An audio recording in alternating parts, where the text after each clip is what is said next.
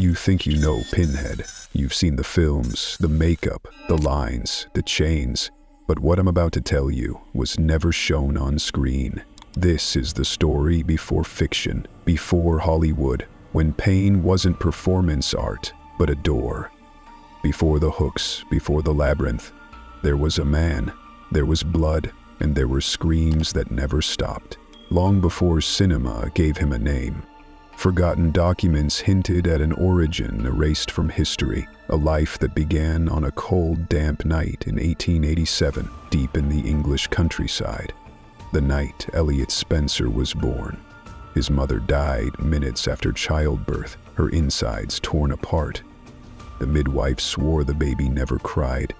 He only stared, silent, unblinking, with the kind of calm that felt wrong on a newborn's face. His father, a bitter alcoholic and ex-soldier, called the boy cursed. He would tell neighbors that the child brought the trenches with him.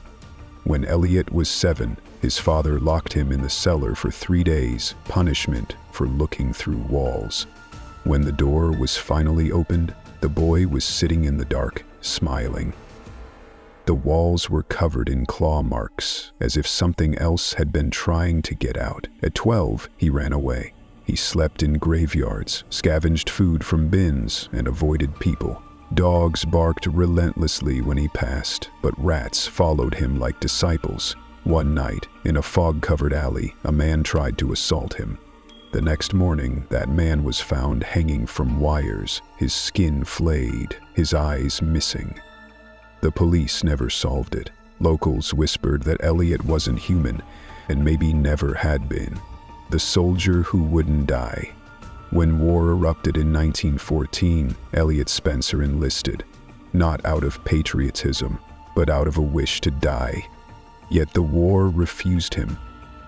He walked through shellfire untouched, survived gas clouds without coughing. When his entire platoon was wiped out, Elliot crawled from the mud, unscathed, whispering to himself in a language no one recognized. Other soldiers said he talked to shadows, tracing patterns in the air, repeating a single word, Leviathan. He wasn't praying, he was listening. When the war ended, he didn't go home. He disappeared. For years, he drifted through Europe, from France to Romania, sleeping in ruins, studying forbidden books, chasing the idea of transcendence through agony.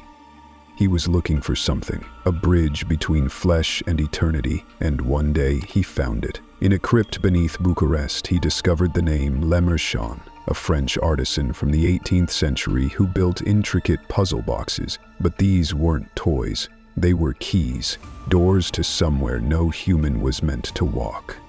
Elliot became obsessed. He tracked fragments of Le Marchand's work across Europe, scraps of journals, diagrams written in blood, maps inked with symbols that defied geometry.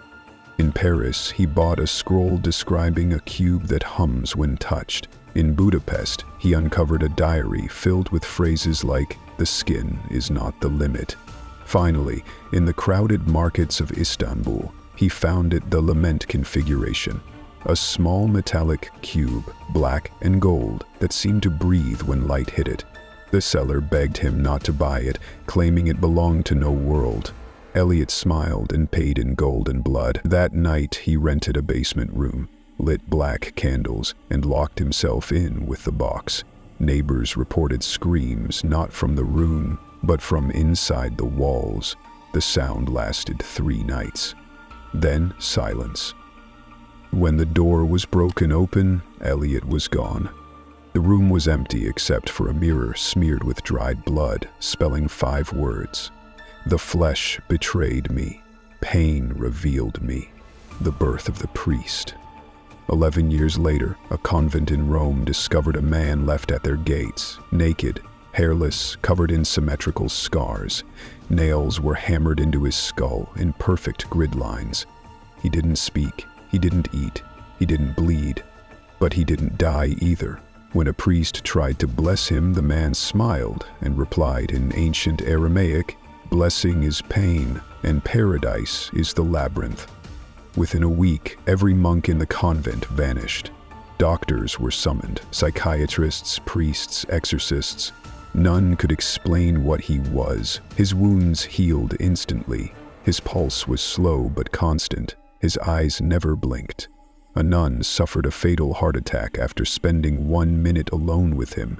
On the wall of his cell, new words appeared overnight: High Priest of Agony, Servant of Leviathan. And on the floor, chains began to move on their own. The Vatican sealed the cell. Secret files were sent to London for analysis.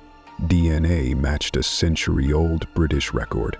The man was Elliot Spencer. But what had returned was no longer human. He was something else. Flesh restructured into ritual. A single photograph leaked grainy, black and white, showing a bald figure with nails embedded in his skull. That image, decades later, would inspire a horror icon. But the truth was never meant for the public. The Labyrinth and Leviathan. According to sealed Vatican transcript, Spencer had not merely opened the portal. He had merged with what lived beyond. A plane of existence called the Labyrinth, ruled by an entity known only as Leviathan. Leviathan was not a god. It was a principle, a spinning diamond-shaped construct of pure order, radiating black light and whispers that bent reality. In its realm, pain wasn't punishment.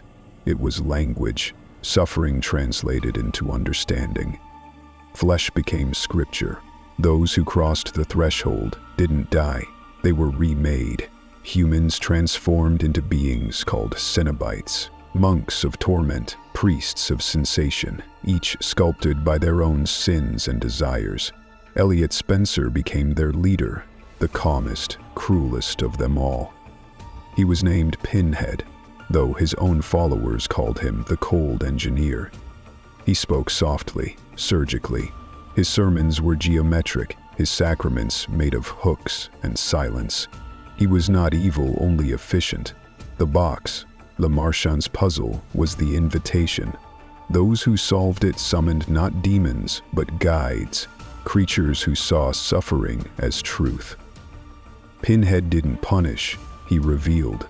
Echoes across time, from the 1930s onward, cases began appearing across Europe. People vanished behind locked doors.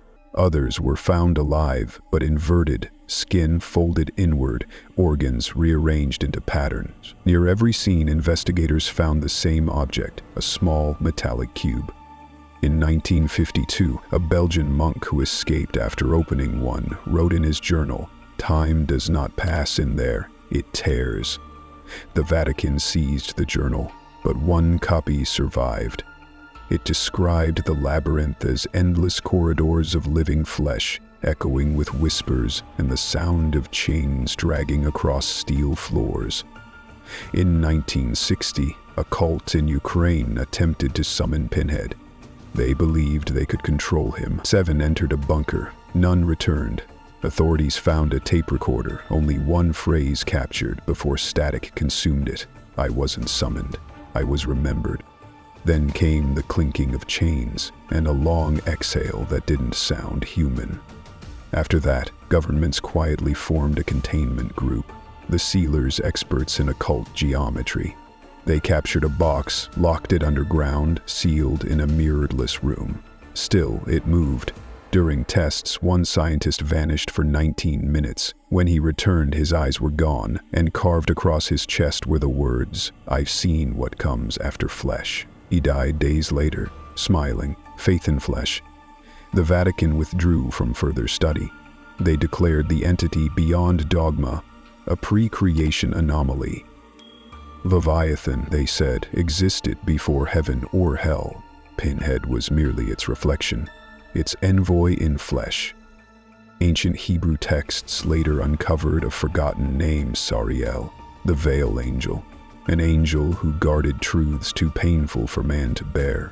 In apocryphal writings, he was described as the architect of suffering.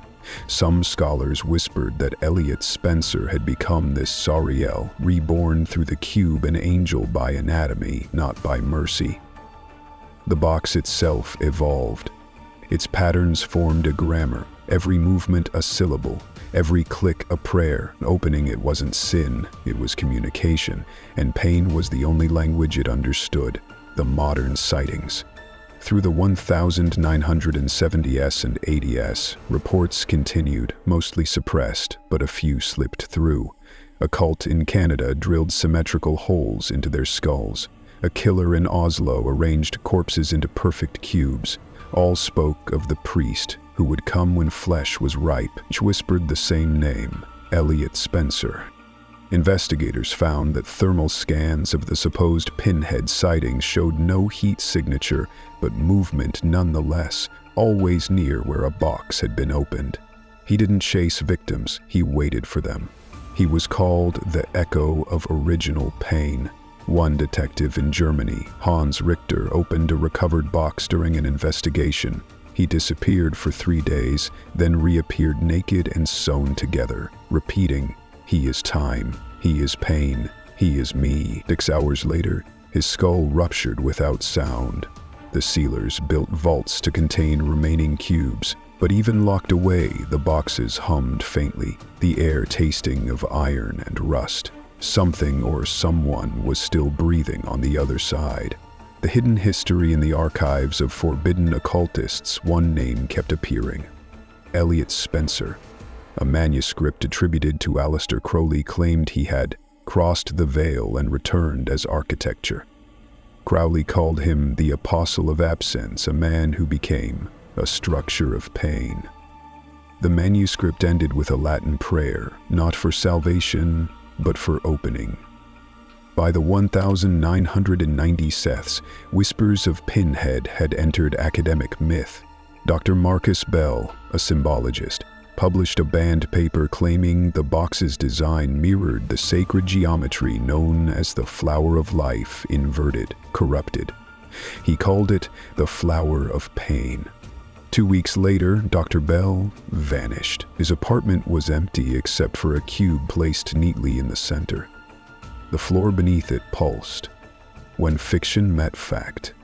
In 1985, British writer Clive Barker visited an antique shop belonging to a deceased relative.